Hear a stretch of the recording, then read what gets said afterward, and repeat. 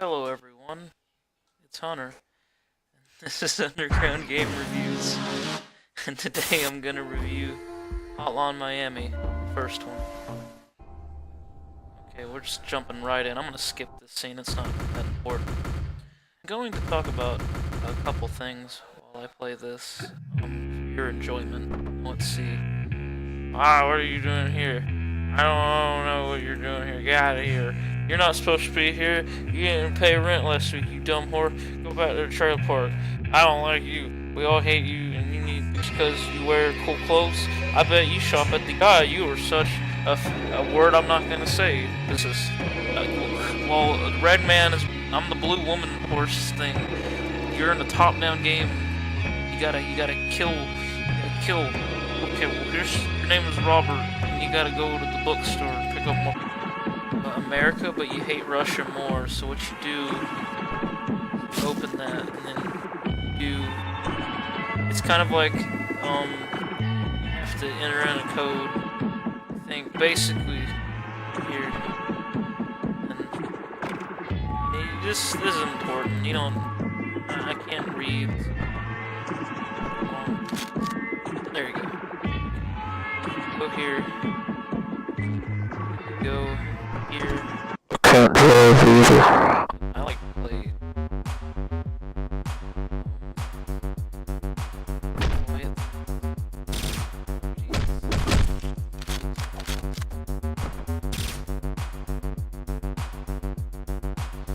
See if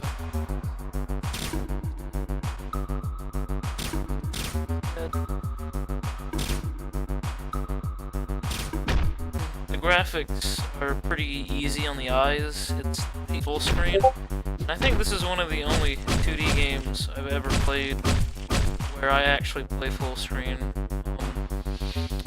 The W key on my keyboard is missing, so it's a little hard to go forward. Okay, so this guy is like, hey, get out of my butt, I'm dead. I'm gonna get in the car before I puke. I don't like watching people puke unless they don't know I'm watching them.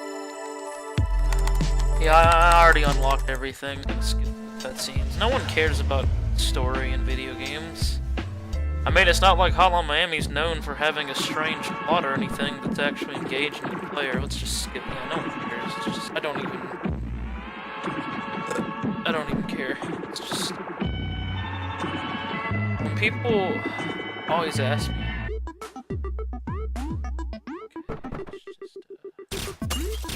well, can you just, hello, ma'am and or sir, so far so good. If you see this symbol, that's like the occult. They're a bad church. Don't go there. If you're planning on going to a church, I'd highly recommend going to a Methodist church. Those are the best ones. I don't do numbers because I'm cool, but like, I'm basically gonna try and play as much of this game as I feel like, and then I'm just gonna slap this onto YouTube. It'll get like, I don't know, 17 views. 3 of them will be.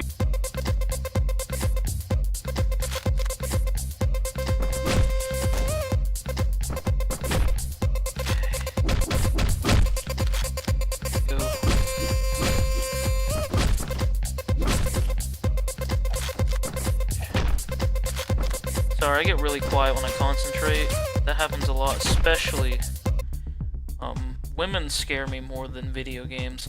So, I think that it's more of a problem with mental illness and the ability to...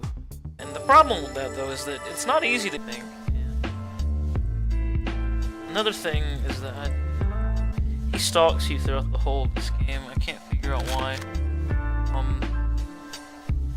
This game was made in GameMaker. I think violent video games think they're a form.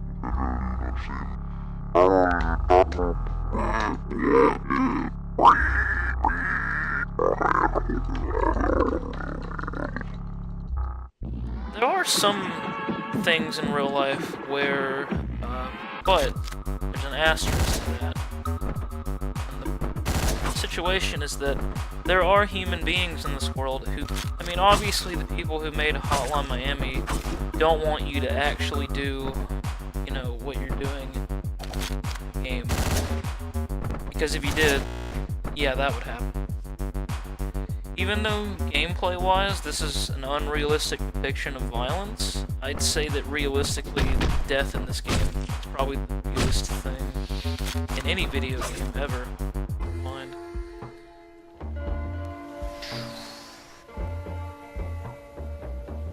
Which one's... Hold on a second. Let's do this one. You know, gamers, a ton of us say, well, we're not the ones causing people to do these horrible crimes in real life. Games don't do that.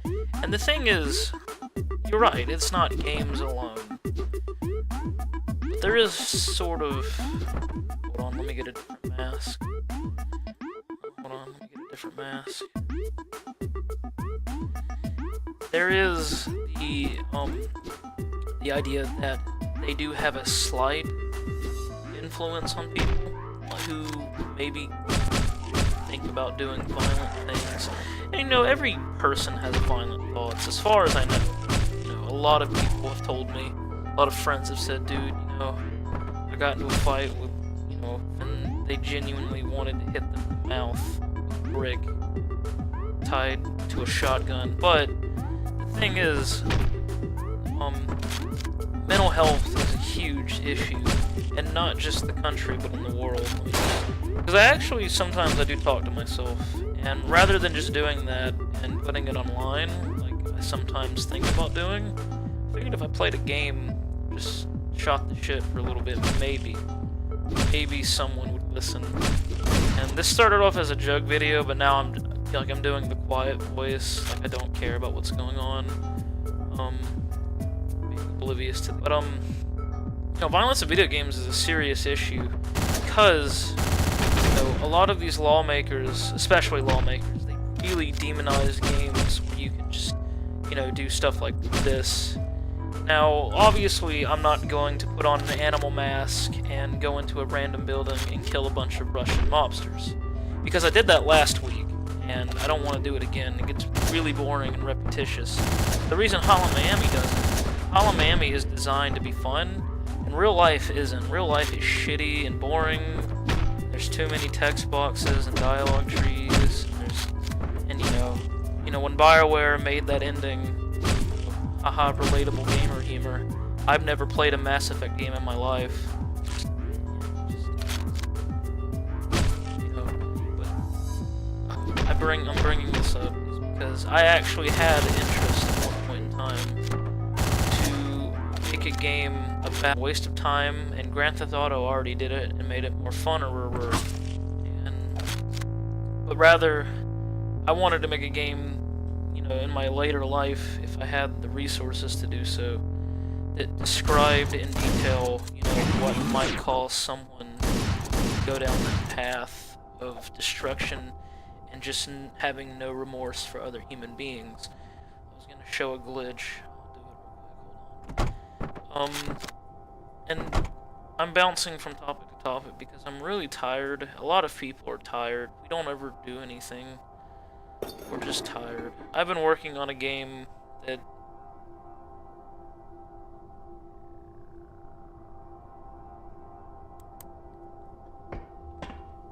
like maybe 2 people would play, and it's being made in RPG Maker, not Game Maker, not Unity.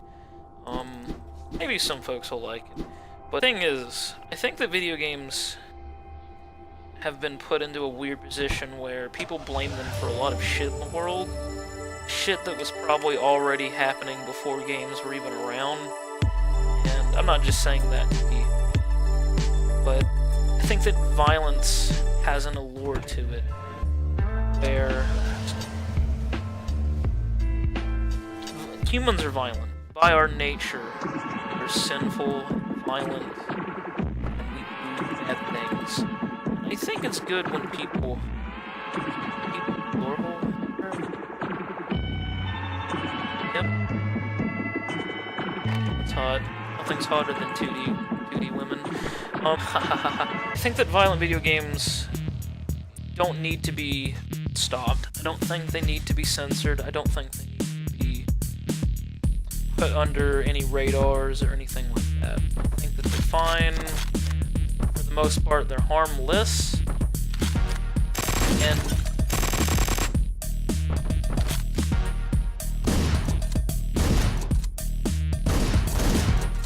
because I'm not actually hurting anyone by playing this, and I'm not hurting anybody by speaking right now.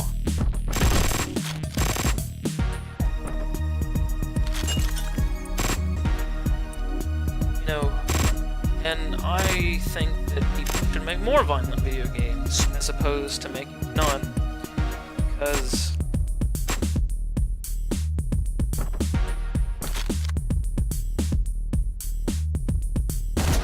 these men probably had, like, wives, maybe even one of them had a kid. I don't know what Russians do. They breed strangely. They're not really American, so I don't understand them to relieve stress. Actually, I don't even really play games as much as I used to a few years ago, because I've been so busy trying to make games. And that's actually also been taking a toll on my life, and I hope that one day it pays off. I think that just like any, horrible substance, drugs or guns, anyone who has, serious issue mentally should not put their hands on stuff like this. Well, maybe not Hotline Miami. Something where the depictions are a bit more realistic. And I'm arguing this case. I'm not saying that we should, tell people what they can and can't play, because video games are harmless. Most of them. Some aren't. I mean, Madden 04? Really? I'm actually trying to remember what I wanted to say. I've already beaten this game. I don't even care. I think that,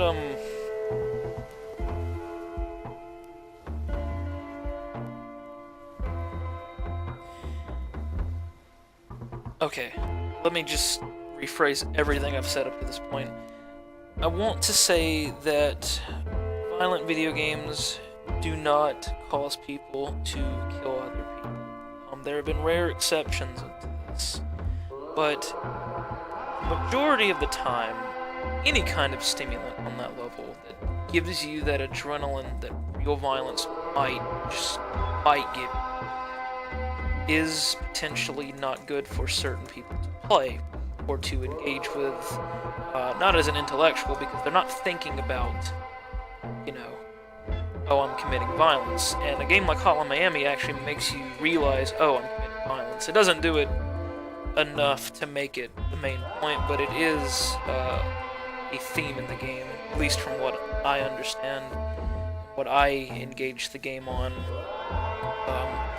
But basically, I think that this, like a game about violence, or any games where violence is like the main thing, coupled with a ton of other factors, could potentially cause someone who is mentally unstable or unwell to basically commit atrocities. The thing is, it's not the game's fault. In fact, in some cases, it's a victim, or we're, as a world, are victims of happenstance, of consequential things that have consequences. When I say this, what I mean to say, now I'm hurting my hand, is that violent video games, or video games in general, just like any form of art, can influence things that affect the real world. But here's the thing about that. There's a flip to that coin. The real world also affects games, because a lot of newer games, especially indie games, what they call AAA titles, do actually try to talk about things like this.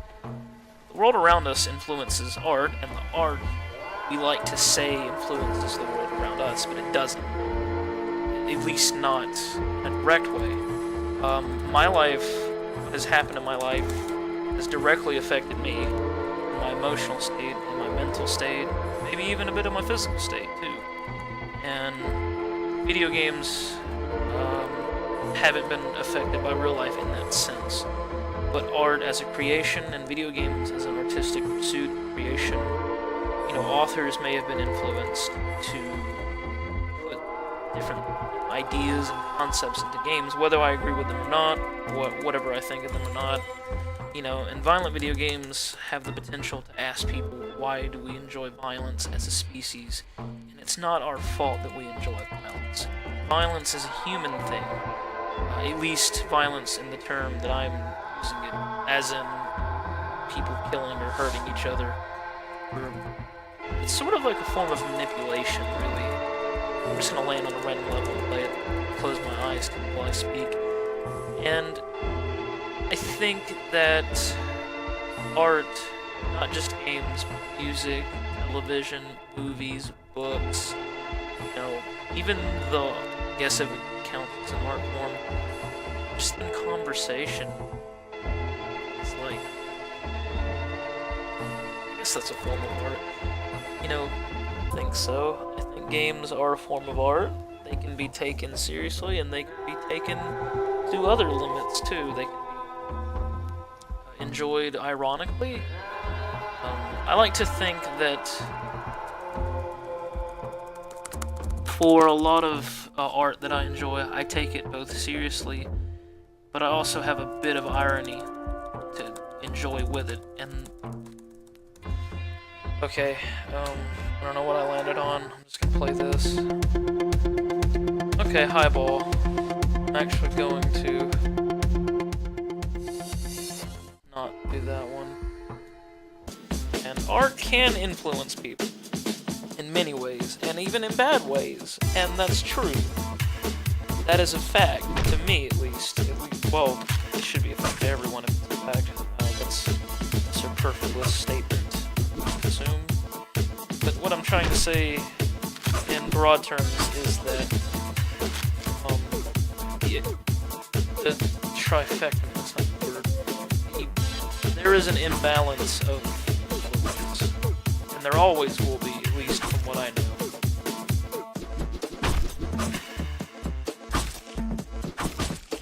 Because everything is always influencing something else. Everything is tied to one another, everything affects one other thing, and it's a long, long cycle, and just like dying and an easier level. Okay, hold on a second.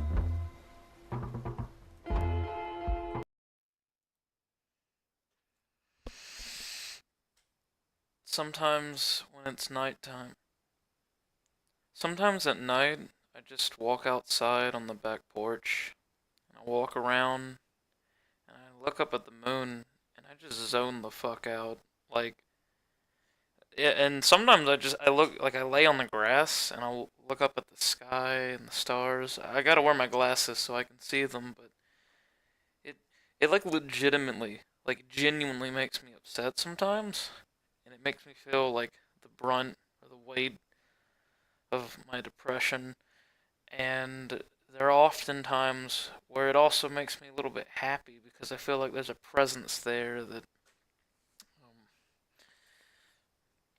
that just comforts me in a weird way.